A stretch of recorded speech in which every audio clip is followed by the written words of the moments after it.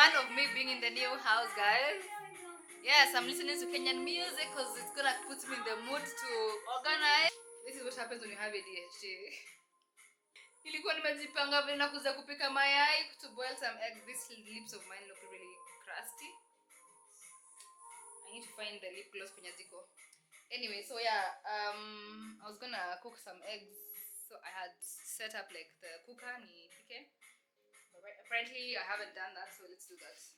Because I'm hungry and I'm going to be going to the gym very, very soon.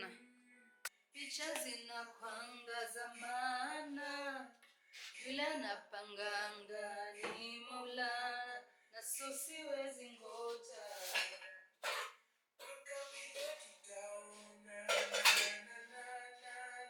So I'm gonna be boiling eggs with this. My eggs ilikuwa wapi? Oh yeah. Here are the eggs. Hey, take even lazy pack. Nilizichanganya na nini na other fruit ili zisigongane zivunjike. Kili mtu mangari. This one was broken before transporting it. So I'm going to fry this and boil the rest.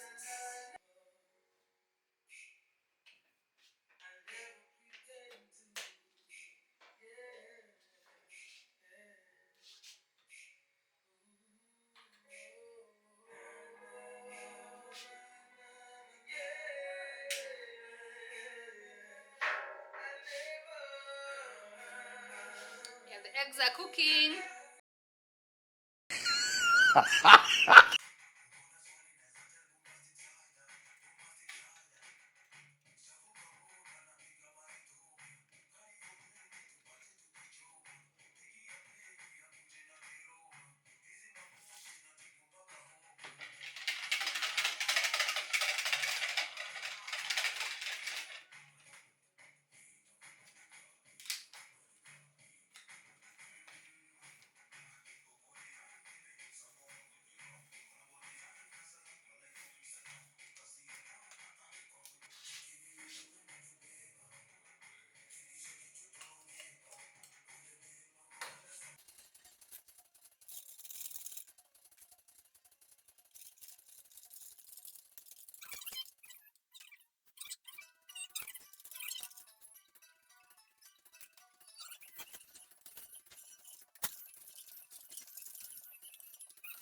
think I cook my eggs longer than the ordinary person, so I'm going to assume the eggs are ready and I make the pancake because I am starving. I'm starving big time.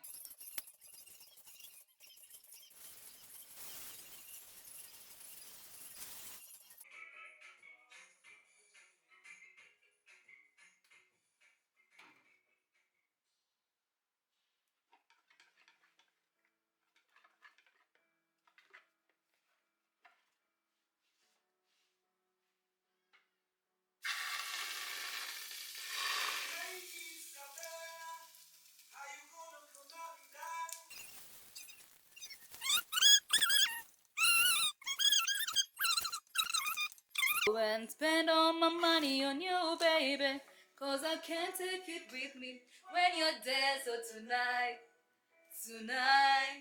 we are young, high, and in love. This pancake is gonna be good, guys. Do you know I didn't use wheat? Do you know I did not use wheat?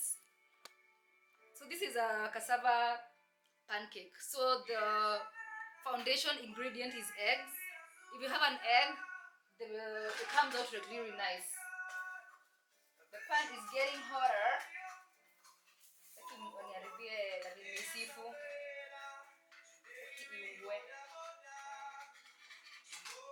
We motoka.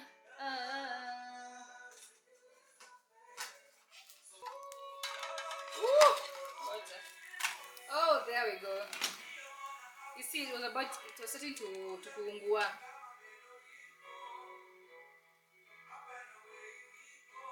Spend all my money on you, baby.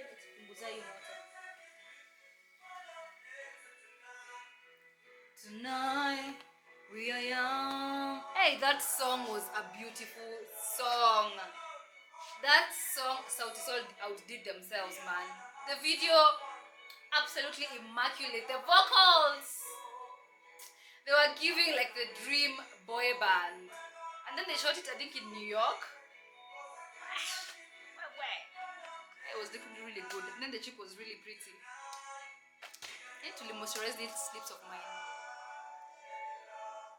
Sasa acha niwashow vile ADHD nafanyanga kazi. So basically what happens with ADHD and ADHD brain is that you have like tasks in your head that you want to accomplish, but when you go to deliver them, the kama zina overlap each other, so unashindwa ku accomplish task ama unasahau ile task ulikuwa ufanye. Sasa silikuwa napika pancakes. This is where the story is going.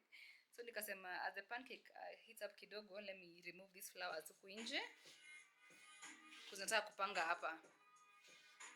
So kuzitoa nje nikasema hata ziko na mchanga less, acha niongeze mchanga. Nikaanza kuziongeza mchanga. Nikakuja nikazileta hapa. Sasa I was going to take the yarn, nifunge yarn alafu nizifungie hapo hivyo kwa balcony ili zipande na hiyo kamba. And then I was coming here to check if I can get a knife or something ya kukata. Ndio hii kamba. Nipanda kukata. And then I was like, what is that smell? Hiyo harufu ni ya nini? And these are the results. So hiyo harufu ndio ilinikumbusha, damn, I was actually making pancakes. What? Yani nikikumbuka like this is how I grew up, like feeling like something was off but I couldn't put a finger on it. Alafu unakuwa discriminated, you get in so much trouble because people don't understand how your brain works, like you're trying to fit in but you just can't. I mean, I really struggled with school, honestly. I struggled with school. Primary school, but mostly high school. Kwanza nikiwa form 2, nilifika ile phase yenye I don't know what was going on with me.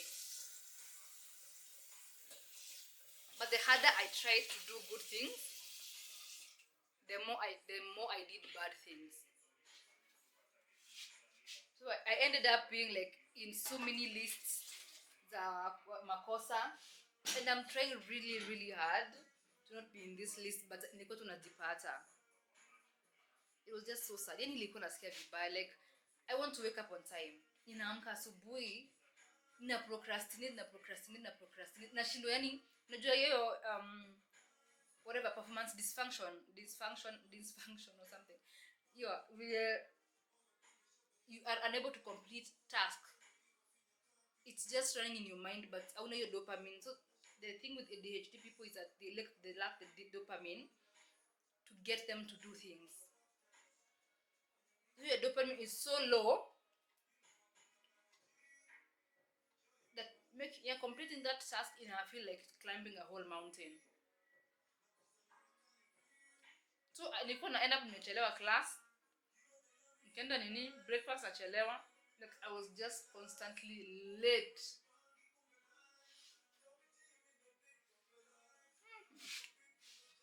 I don't miss high school at all.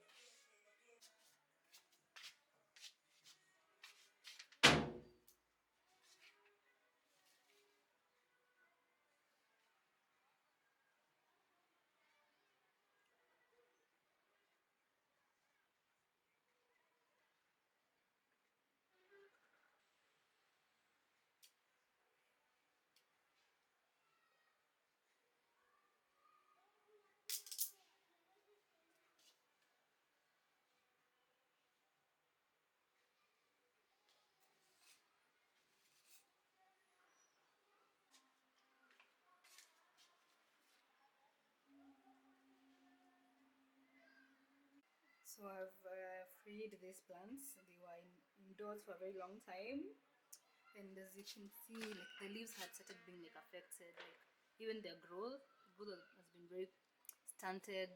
Especially when I left for like 2 months, it's never recovered. So they are finally outside, and and I know they're going to thrive there. Yeah. Hi guys, welcome back to my YouTube channel. Hey, day 2 being in the new house. Ay, hata sijui nasikiaje, bado haijasink in. Man, I have all this damn fucking space, guys. Like, all this freaking space. How exciting. How exciting. Like, I was telling my friend that nilikuwa na imagine tapanga hii nyumba aje, and then I remembered that every time I have been in a house, there was always the kitchen area. So when I was planning how to organize, yeah, you're going to be hearing that often because the building is still not complete and the fundis are still doing their thing. So yeah, my house actually looks empty now. Now I'm being challenged to buy a big seat because this is a couch I've been using for a while, maybe more than a year, and it's been sufficient for me. But now we need to advance, we need to grow, we need to expand, we need to take up more space. Yeah, hata TV inakaa ni kama ni ndogo. My 55 inch, 55 how many inch TV inakaa ndogo sasa kwa hii space. So vision 75 inch. I also have a space for placing a washing machine. In the other house I didn't have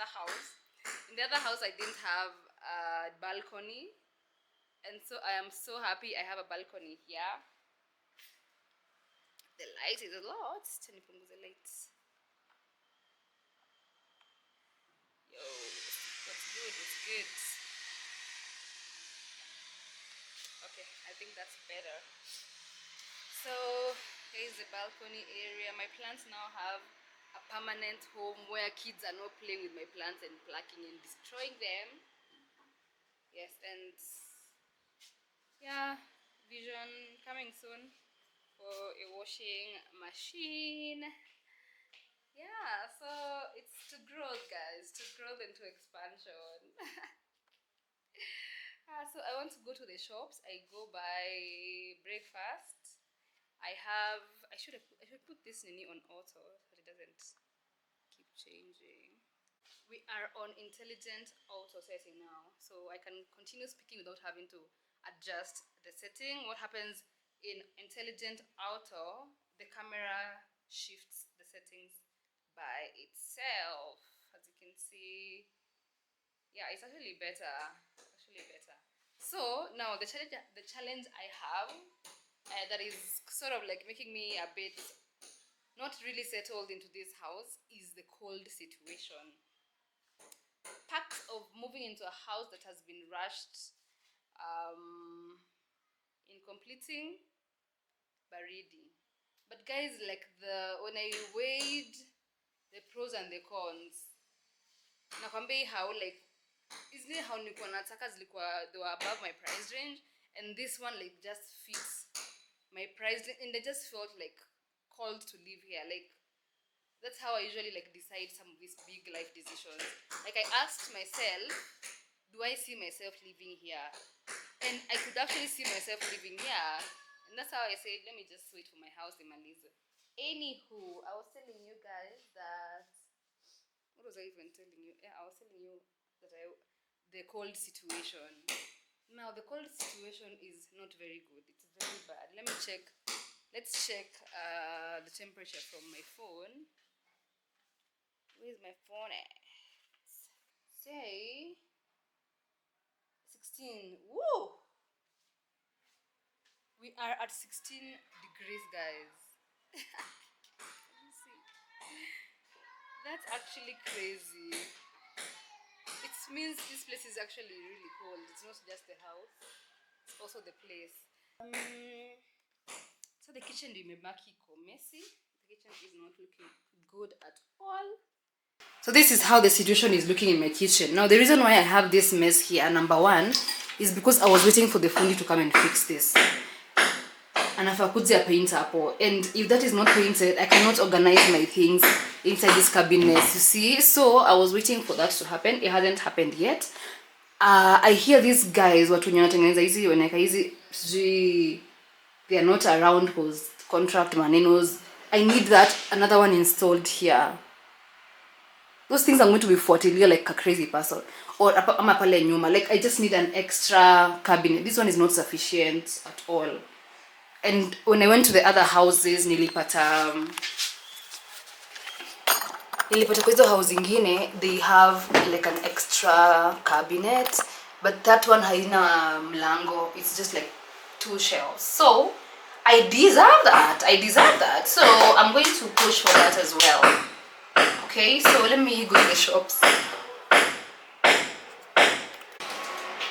So I am back from the shops. I was complaining that the house is cold, but apparently it's cold outside also. So 16 degrees, the house will be cold as well. But guess what? So one thing about this house, they haven't installed the KPLC meters. So we are paying a very small electricity charge per month. We are paying 500 per month.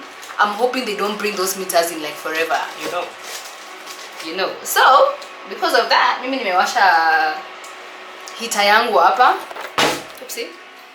My cooker there is acting as my heater, and it's warming this room a little bit because niku baridi wadau. Okay, so let me show you what I've gotten from the shops. I don't like tapu. So I've gotten lemons. Lemons are my favorites since I stopped drinking milk tea. So I got 3 lemons. I love it when I go to a vendor and I find they have like big lemons and it's still 10 bob, and then you find somebody else with such a lemon and they're selling it for the same price. Make it make sense. So I usually avoid buying this. Ikipata mwenye kona hizi naweza mbai hata sijui ngapi. So I bought 3. Then I bought bananas. I didn't buy many bananas because my what is it called? My packet bag was limited in size, so I decided to just get 2 bananas, but I love to buy at least 6 or 7. And then I bought 2 tomatoes. I'm going to have to do like shopping, but yeah. And then I got an avocado. I hope it's as yummy as it looks, as it seems. I bought this for 60 bob and I felt like it was worth the price because ni kubwa. I hope it's yummy. And then kitunguu mbili, and then I missed chai ya maziwa, so I decided to buy Brookside. I just test my stomach and see if I'm still lactose intolerant. I'm just testing the waters.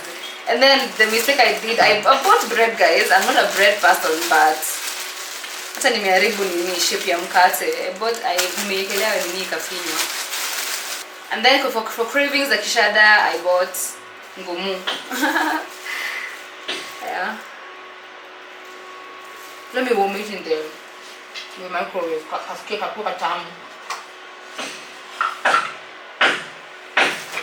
I like ngumu that are crunchy. This one is a hewa. It's crunchy. Napenda yenye crunchy. Who am I complaining to now? I can't keep the reverse situation. Ningesema tu kwa duka.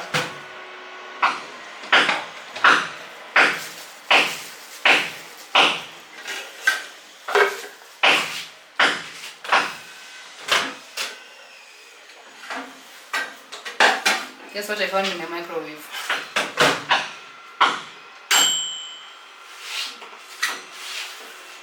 Just a moment. Sasa ubaya kuwa na a dirty sink ni you can't cook with dirty dishes. You can't buy feels uncomfortable as fuck. So I'm looking at this counter and I'm like, I need to clean these things fast before I even make my breakfast here. Let's do that. I should see what I'm doing. Let's do that.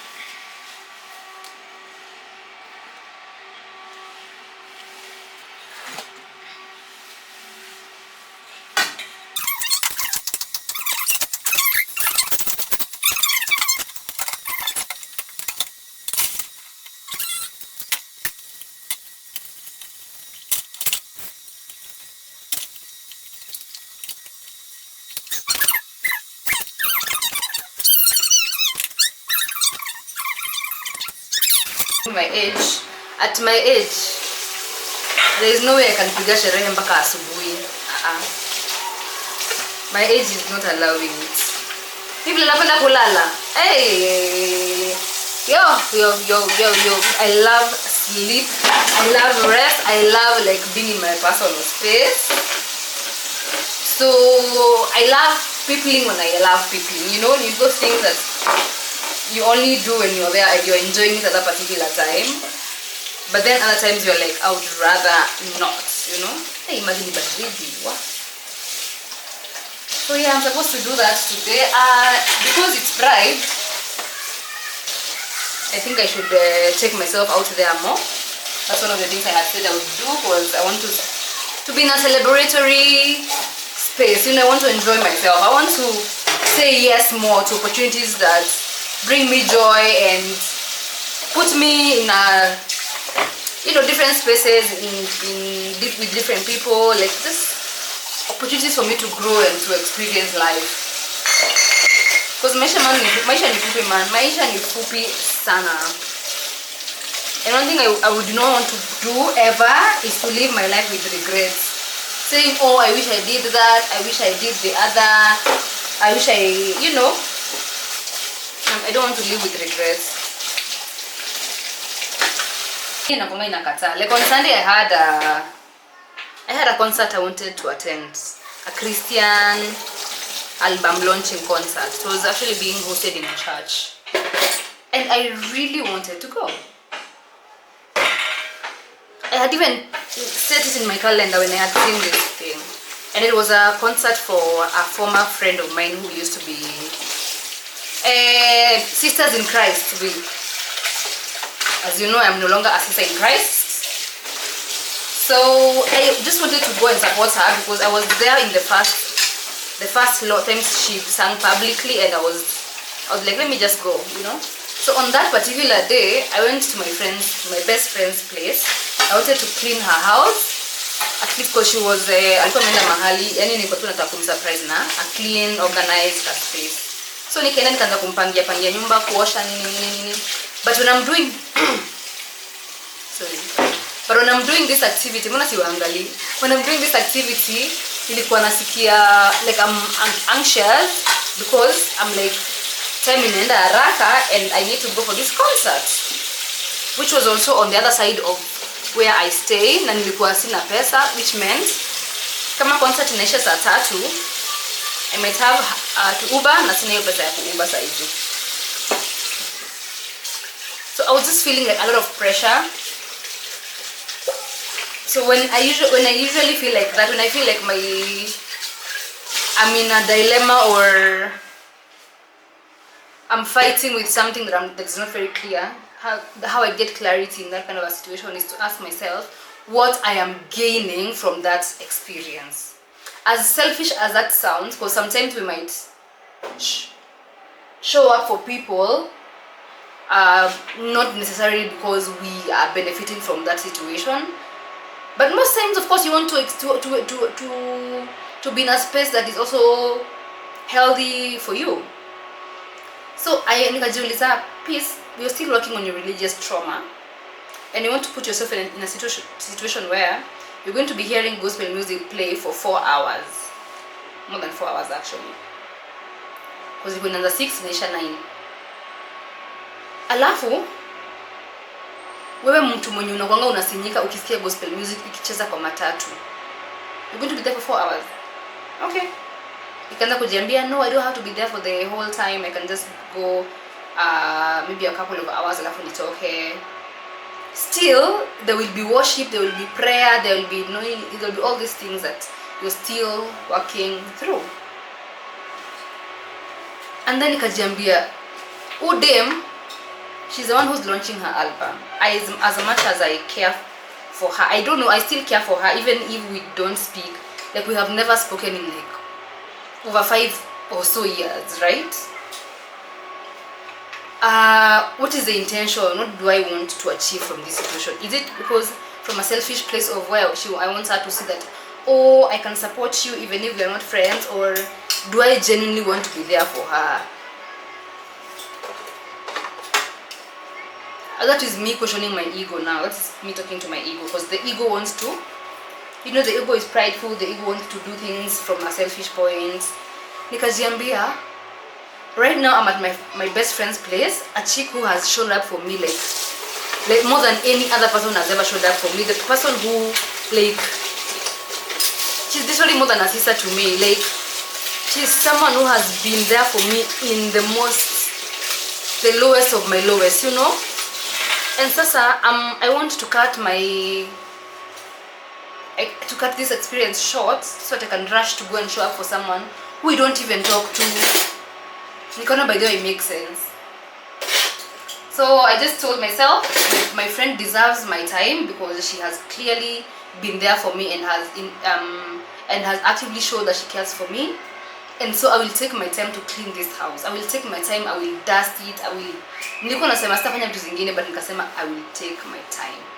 And once I released myself from that pressure of having to show up for this other event, I enjoyed cleaning that house.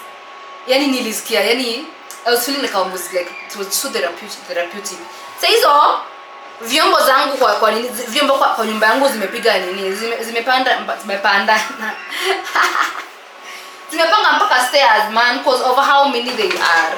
Na nimeshindwa kuziosha. Nishamaliza kuosha vyombo. Ona. Hivyo tu nikiwapigia story.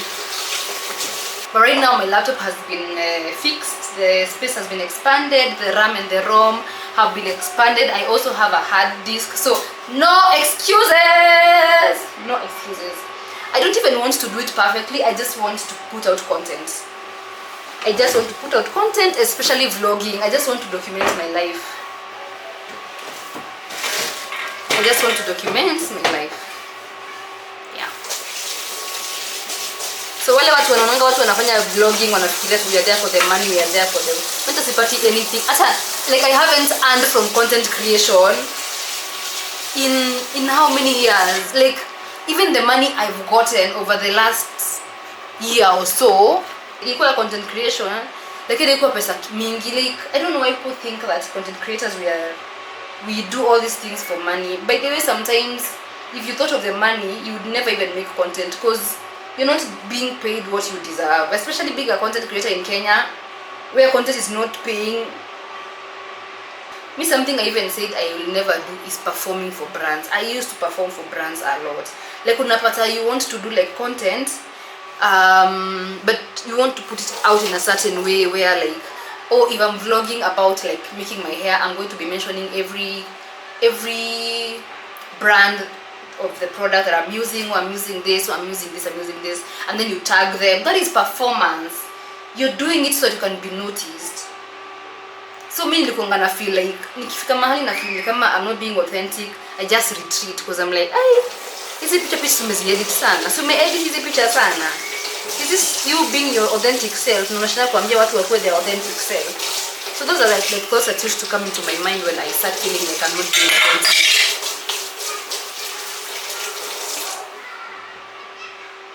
And so for me, authenticity it has like taken different shapes over the years. And right now my perspective about being authentic is showing up as, not even showing up as yourself, but embracing unloved parts of yourself. Authenticity doesn't just come when other people are involved. Being authentic starts from you being in your private and personal space. Like, how are you showing up in your private and personal space? There are people who, even when they are alone, they're not being authentic. You're not being authentic. You want to continue performing even to yourself. You're not being raw with your emotions. You're not recognizing how you're feeling. You're not giving yourself a break when you need one.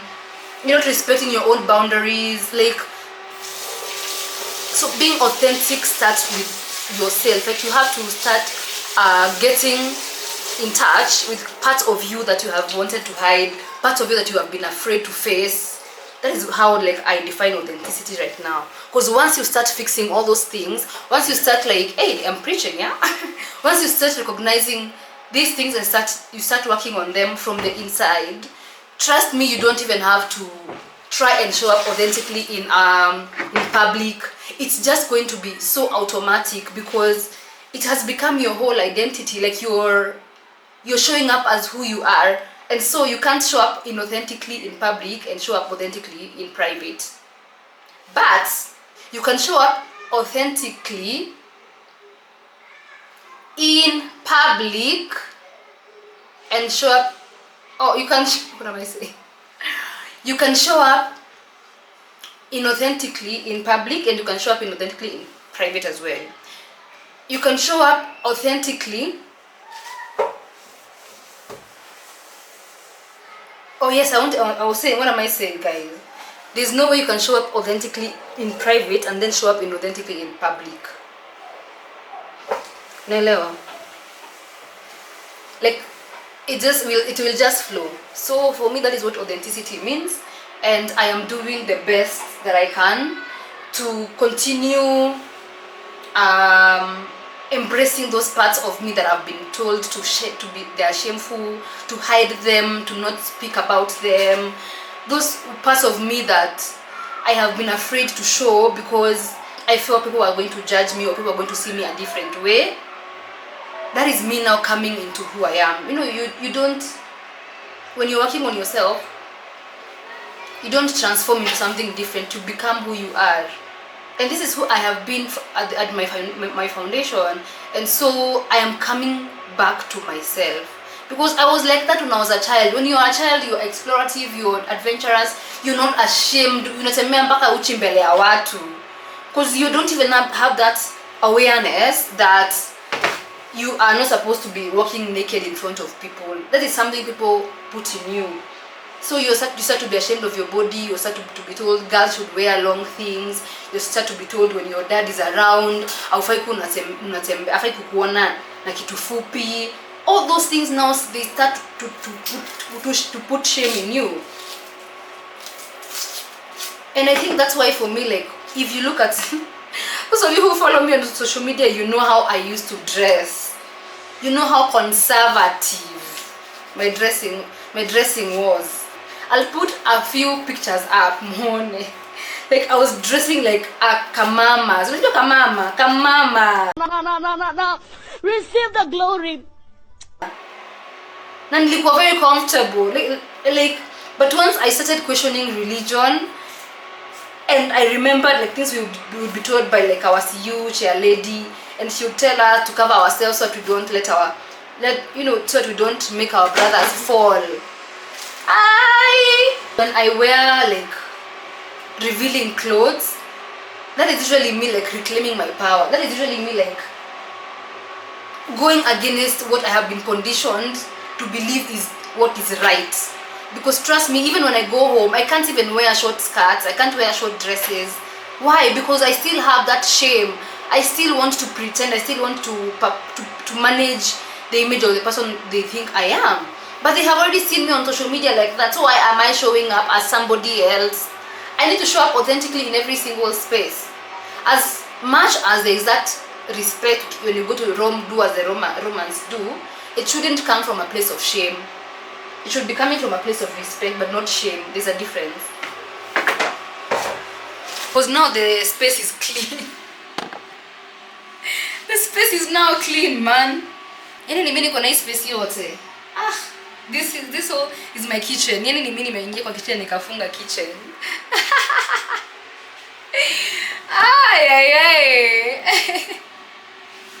Man, we have to celebrate these things. We have to celebrate them. We have to remind ourselves of how far we have come. Lest we forget and become complacent and stop being grateful and practicing gratitude. We have to remind ourselves. We have to celebrate so that our minds don't forget. We don't.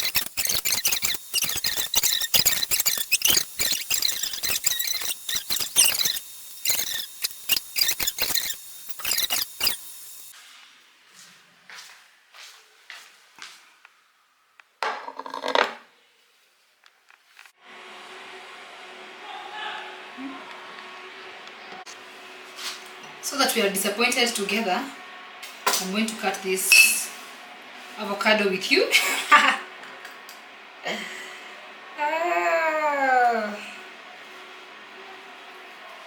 Let's just cut a piece.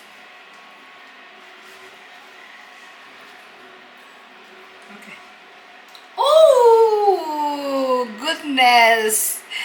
I think it's actually, I think it's good actually. What?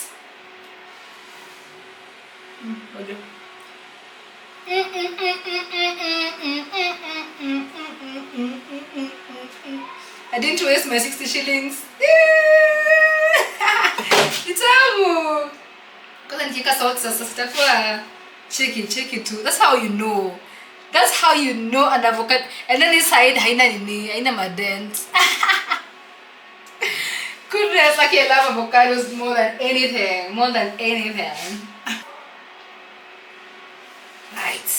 Alright, bra kabisa. Bra. So I'm gonna slice it. Hivi. It's just being extra because I'm still going to use it in my bread. This is for the aesthetic. Inang'o kudance. This ain't TikTok, bruh.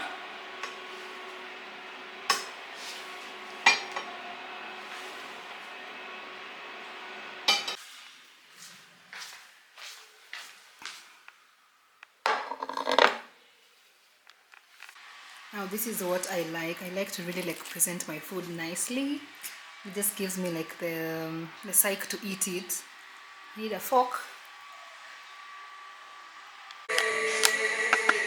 Kwani maombi yangu pekee hayawezi. Time to go to the gym. Gym time. So I'm usually the girlie who applies a little bit of lipstick when I'm going to the gym. And this really gives me confidence. It makes me feel good, you know, if you look good, it's easy for you to show up because you're feeling confident, you're feeling happy, you're feeling content, you know. So yeah, my moisturizer iliisha kitambo, so I've only been using this one. This is Garnier AHA and BHA serum with charcoal. It's actually niacinamide. Ningesema tu niacinamide because that's what I know this is. Yeah, so I've been only using this and my sunscreen. I was telling my friend that the skincare secrets to my smooth skin is crying. Well, yeah, too on just detoxifies everything. Because kama nikulia, my friends, nimelia. Well, I have cried. I have never cried this much in my entire life. I feel like this year's tears, if my other year's tears since I was born were accumulated, they would not even amount to the amount of time I have cried just from Feb alone. Well,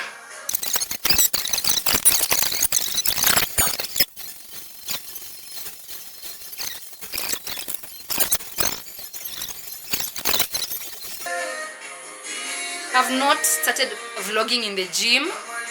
I have not done that since I came back to the gym, so let me see. I might carry the camera today. I might bring you guys with me and see if I can. Watu wanaangalia mtu. Wana mnaangalianga mtu kwani msiwezi kuwa na nini? Siwezi kuwa content creator. Mimi sipendi kuangalia. People be looking.